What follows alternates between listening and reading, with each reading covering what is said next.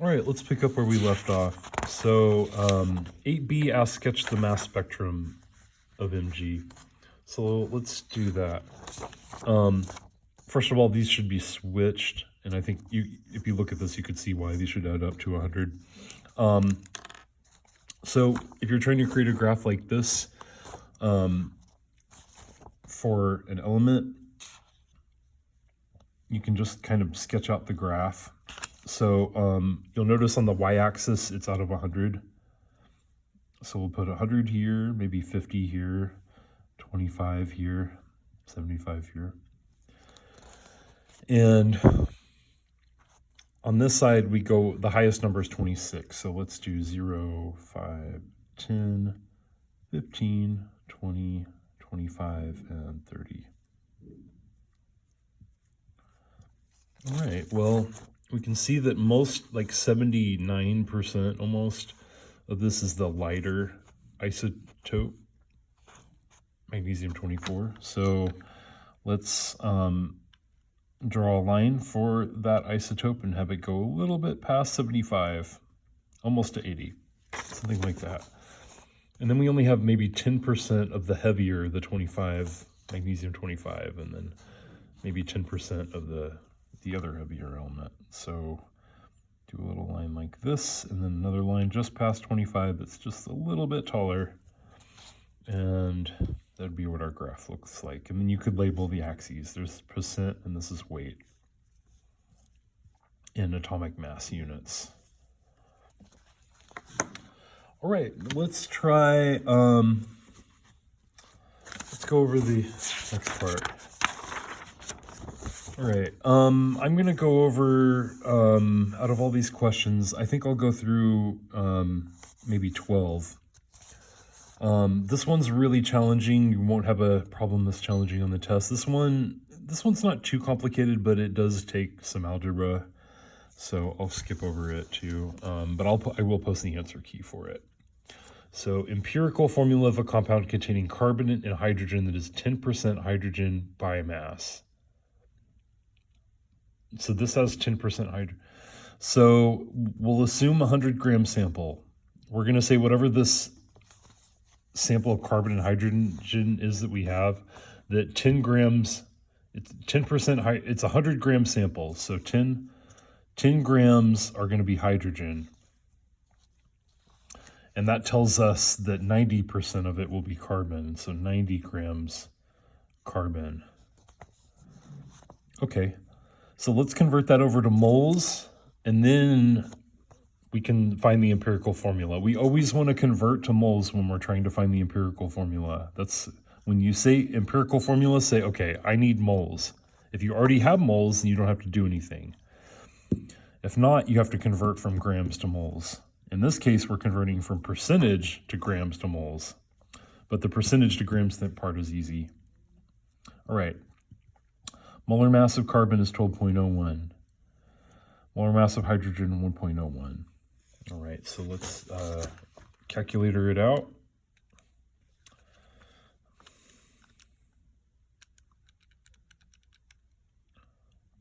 All right, so we have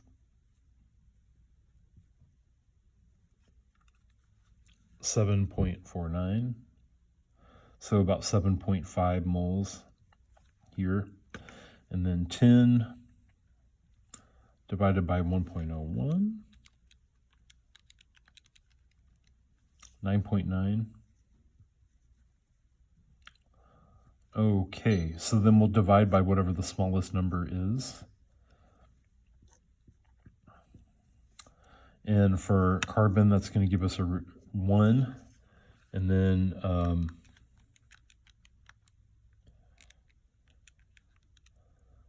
9.9 divided by 7.5 gives us 1.32. So I gave you that little table. So anything with 1.33, if it's 1/3, that means you have to multiply it by 3 to get the right ratio. So 1.3 times 3 will give you almost 4, so we'll 4.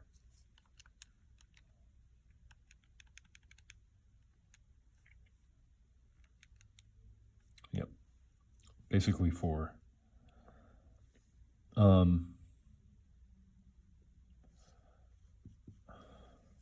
So H times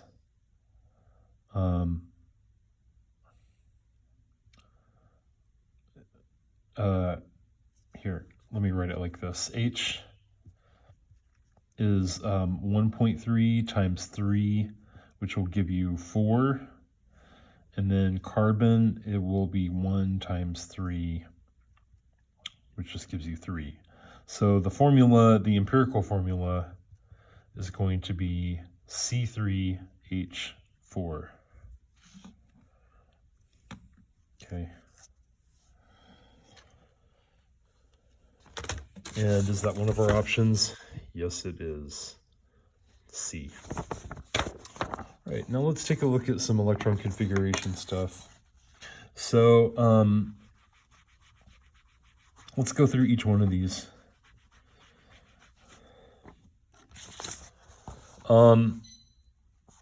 Next, these are all neutral atoms. Orbitals are presented below.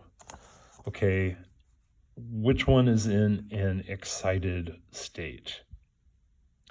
So if you see something that says it's in excited state, that means that the electrons are not filling like they should. One electron has gotten excited and jumped up higher to a place that, jumped from a place that it should be to a place that it really shouldn't be if it's in its ground state.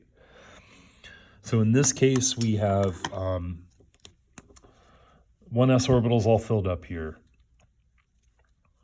And these orbitals are all filled up like they should be. These orbitals are 2. So are these orbitals. Doesn't matter that they're not all full. But this one, B, this box should fill up first. The 1s always fills up before it goes, or 2s in this case fills up before it goes to 2p. So this electron should be in here, but it's not. It's up here. So it's in an excited state. Something's happened to this. So anytime you see an orbital diagram that's filled up that it's not in the order it should be, that's going to be an excited electron. Let's say it has exactly 5 valence electrons. So that's all the electrons in the outermost state. So S and P combined to give you the number of valence electrons, right? S plus P equals 8 electrons. 8 is a stable octet. So we only have 2 here. We have 1, 2, 3, 4, 5 here. So that's going to be C. What about has the highest first ionization energy? So this means it's going to be challenging to pull off an electron. So what you should think about with this is that which atom is holding on to its electrons the hardest. So that's going to be the least electron shells. And it's going to be the most protons.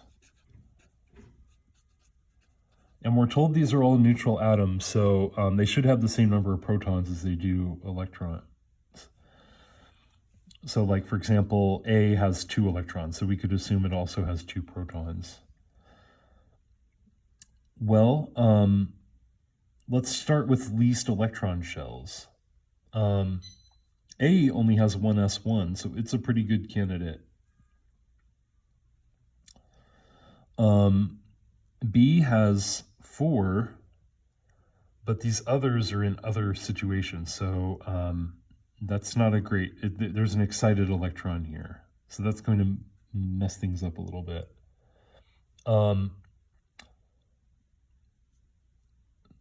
This atom has the first energy level and the second energy level, so it has 2. This one has 2 energy levels.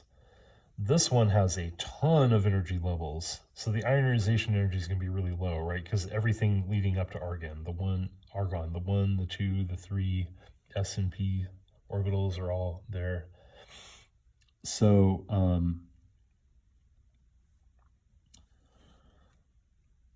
we are most likely talking about this guy, helium, because it has the least number of electron shells. Now you could say these others have more protons, but when you're comparing the two, having less electron shells is always more beneficial. So for highest first ionization energy, it would be A.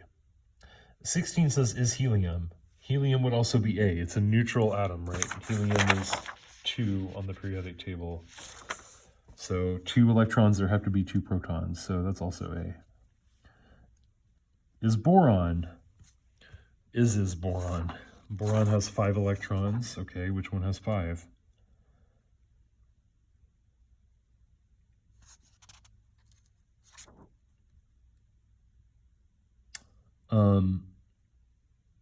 I think that's a typo. I think if this was full, then a B would be boron, but it's not exactly. But the closest answer would have been B.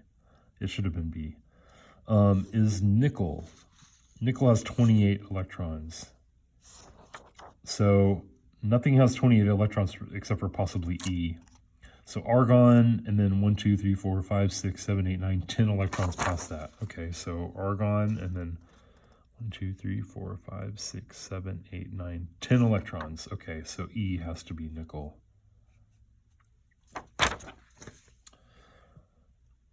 All right, now let's look at this other question. Consider the 2 chemical species S and S2 minus. Now the first thing it says is write the electron configuration. Oh, I'm at 11 minutes. Let's stop and make a new video.